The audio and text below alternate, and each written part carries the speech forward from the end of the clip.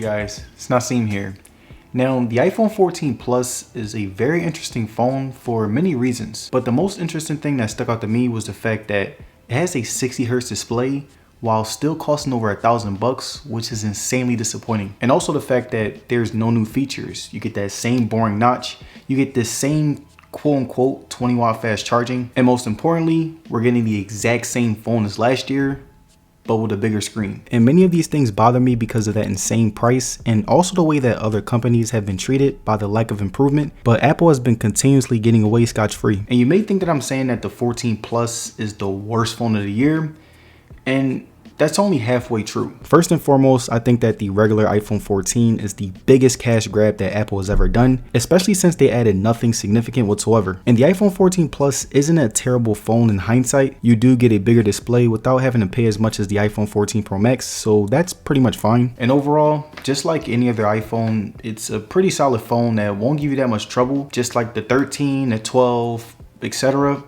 If you get this phone, you'll be pretty satisfied. And in this video, I wanted to share my experience to help you guys decide whether or not you should buy it. Now, something that I really liked about the iPhone 14 Plus was how well it was able to run the latest versions of iOS. While I was using it, I was on iOS 16 and it handled it really precise even after a month of use. There were no lags, everything felt buttery smooth, and it gave me a very premium feel. The 14 Plus was also able to handle power heavy apps really well, surprisingly. Whenever I would play power heavy games, I rarely got any lags. Also, whenever I was using other apps, the phone would get hot and the software was still working just fine, as opposed to other phones that freeze and completely shut down on me. But besides that, it still had those premium iOS features like the ability to connect to different devices, iMessage, FaceTime, and all of those premium iOS apps that many people use. And overall, it still had that premium smoothness that even with minor bugs was a joy of using. And if you are considering getting this phone, then you'll overall get a really good experience, and it's honestly not really bad since you'll get no hiccups along the way. Now, when it came to the battery on the iPhone 14 Plus, I will usually get around 7 to 9 hours of on-screen time a day, and the battery was still able to last me all day when I was using power-heavy apps. So if you're someone who does like the game on your phone, the battery will last you all day. I will usually end my day with about 20 to 25% battery left, especially when I didn't game on it, but whenever I did game on it,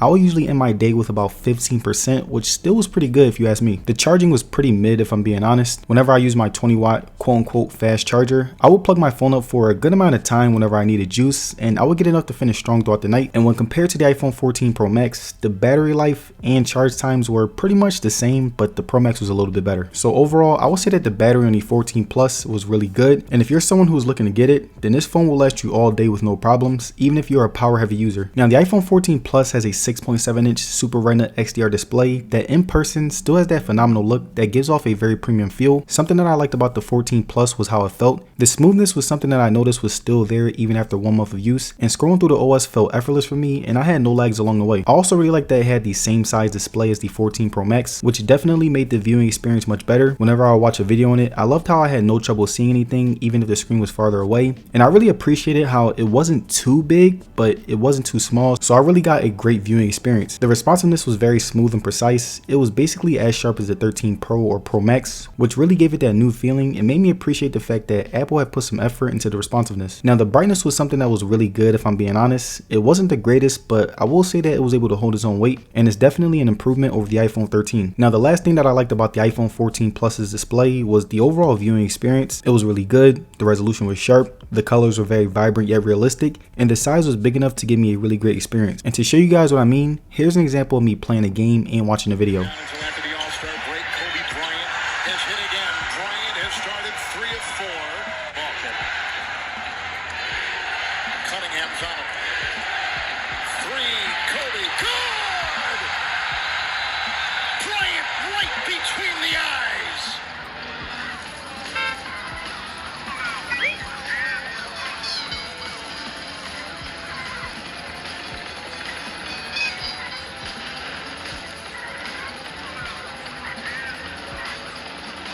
Now again, comparing the 14 Pro Max, I would say that the speakers are pretty much the same. The bass is still a little weak, but that's usually a common problem within iPhones and most smartphones as a whole. But besides the bass not being that good, I would still say that the overall sound quality was really good. Music sounded good, videos were very loud and clear, and the speakers overall enhanced my viewing experience because they were just that good. And to give you guys an idea of how the speakers sound, I'm going to play a video so that you can see just how loud they are.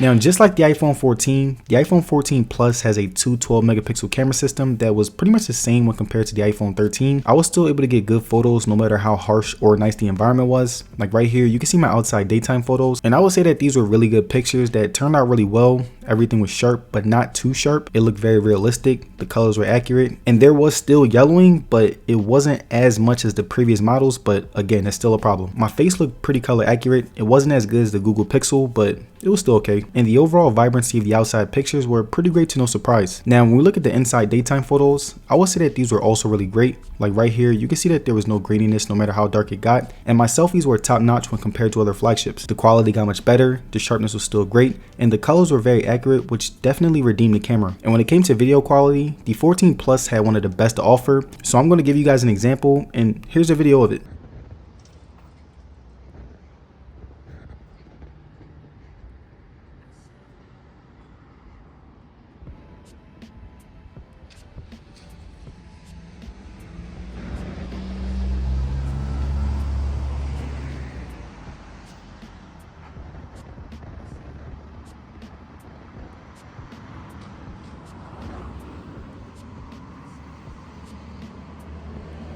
So here's the final question. Should you get the iPhone 14 Plus?